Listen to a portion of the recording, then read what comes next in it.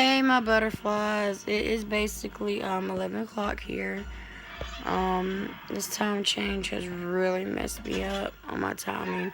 Usually I am been to done my video with y'all and all that good stuff. But I'm sitting here thinking it's like only 8 o'clock, and it's like when I looked at the clock, it was like 10:30.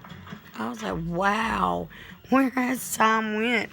But anyways, how has y'all day been? Mine has been alright. Other than, so-called friend we're trying to start drama, but it did not work. I bet she felt very small afterwards. You know, because I'm not for the drama. I'm not in high school no more. I am 33 years old. I don't got time for that. Anyways, in the morning, I'm going to have to, after I take my kids off to school, I'm going to have to get my house straightened up, especially my living room, because my counselor will be here about 9:30, 10, somewhere around there she'll be. And I am basically going to be very open with her on how I have felt this past week since, because she came last Monday. She comes every Monday.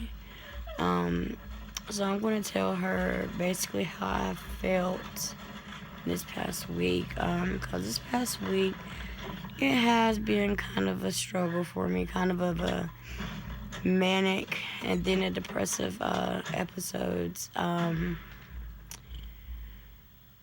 My bipolar really just came through this week for some reason. My addiction, like I said, is getting no better. It just gets worse. And I know I have got to get the help I need. I'm going to have to go to detox. I'm going to have to do it. I think what's hindering me is my fear. That's what it is. My fear of not having that happy feeling.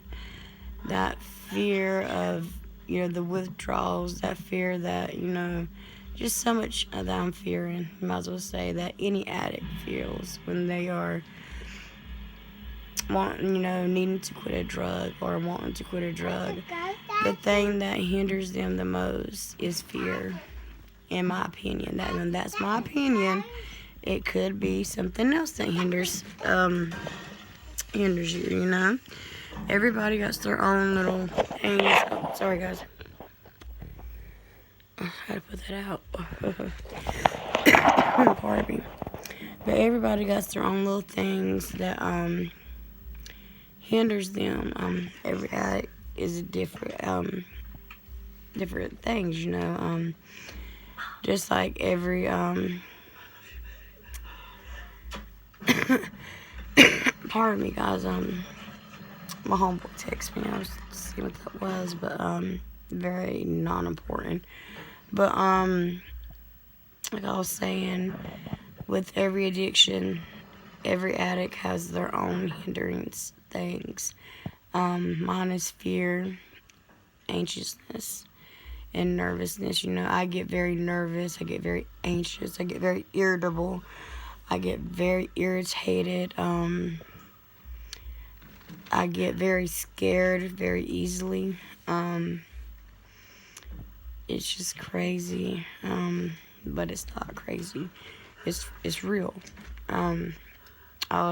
People that has not been in an addict's shoe would think that it's all in our minds, that we're just losing our minds or something, but we're not.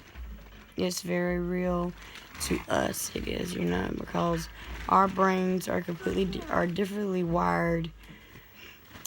Let me tell you, okay, when you start using drugs, our brains begin to be very diswired. Our brains is not normal. Our brains is totally wired differently now. It's so immune to having that drug that if it don't have it, it goes into like shock. It goes into a shock mode, and which causes a bunch of our mood swings, causes a bunch of our irritability, our a lot of our symptoms, because of the wiring in our brain that we have, destroyed. Basically, it's trying to get itself back to a normal state, and as it's doing that, it goes into like shock, like a shock wave. I hit it, and we addicts, yes, we had destroyed it's going to take a while to get our brains back to normal, to get functioning like a normal human being. Because when you are an addict, basically you got to have that drug in order to function normally, in order to feel normal, in order to do anything that a normal person will just do. We have got to have that drug to get us to do it. Because if we don't, we won't do it. We feel very, how can I put it? We feel very, we just feel like we just can't do it. Because, our brain is wired to have that drug. And if we don't have that drug, it's not going to operate right. It's, in shock mode. And, that's sad to say, but it's the truth. But one thing, when you are an addict, it's not like we woke up one morning and said, oh yeah, we're going to be an addict today. That's our dream. No, we did not do that. We all had dreams. Like, I dreamed I wanted to be a doctor. Then I wanted to be a brain surgeon. And I still want to be a nurse, Well, let me go back. I used to sing chorus, and I used to be soprano in chorus. I did. My first dream ever was to be a singer. I wanted to sing so bad. And then, I don't know what happened, but that dream diminished. And then, I wanted to be a doctor when I went to high school. And then I wanted to be a brain surgeon. Pardon me, guys. We all had dreams, that unfortunately we didn't accomplish. But it's never too late to not. It's not too late for us to. If y'all, oh God.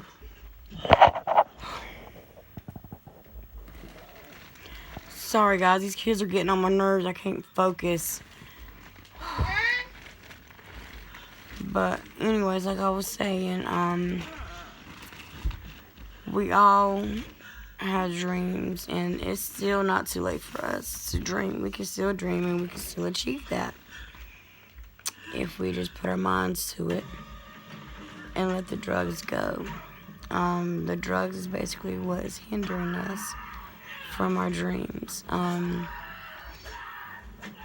know that, I can be a doctor still, but I've been in my late to mid 40s. If I was to go back to school for that before I became a doctor. But my calling, I believe, is nursing. I love taking care of people. I did go to college for CNA, but I never did get to finish because my mom got chronically ill. She did, and I had to stop and take care of her. Your mom's number one. I took care of her for 10 plus years. I did. She suffered from COPD, emphysema. Near the end, a couple of months near the end, they found out she had lung cancer. She always was constantly in pain. Her whole body just constantly hurt. Pardon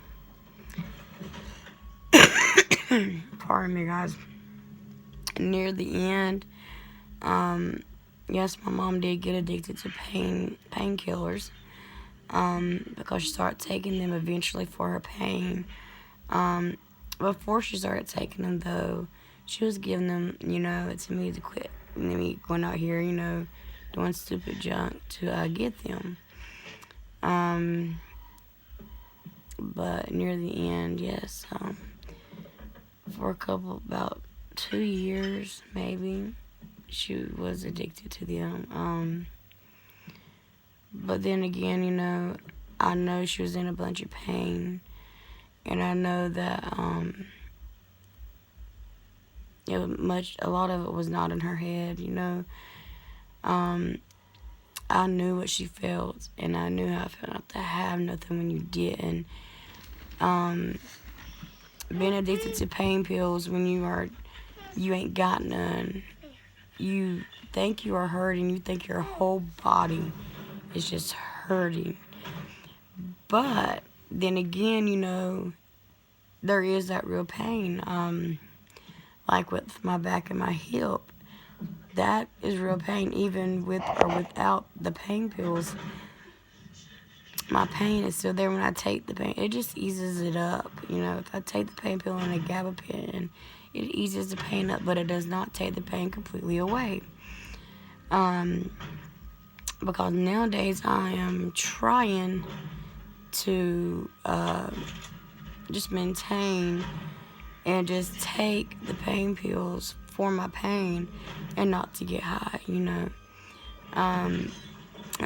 but the gabapentin is my main concern.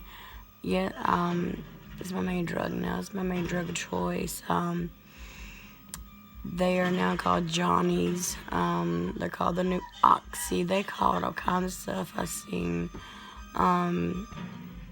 But that is my main thing right now. And I am prescribed a Klonopin to help me with my panic attacks, my nerves, and my anxiety. I don't really take those, unless I have to have them. Then I will take 1 or 2. I think I'm prescribed 2 at a time. I can't remember. I know he tells me to take 2 at bedtime, because to take it with the gabapentin, and it helps with my restless leg syndrome. And it does. It works wonders, guys. I'm not going to lie. My doctor told me that. Hey, he told me the right thing. I like that, because it worked wonders. It did, because my legs was so relaxed, and it just felt so awesome not to have your legs jumping all over the place or wanting to move when you didn't want to move. It just felt so awesome. But guys, it's getting pretty late here. This is the longest video I have actually done. This video is almost 14 minutes long. I am proud of myself. I am getting there, guys. I'm getting there, my butterflies. Anyways, y'all have a blessed night. I love y'all. Mwah.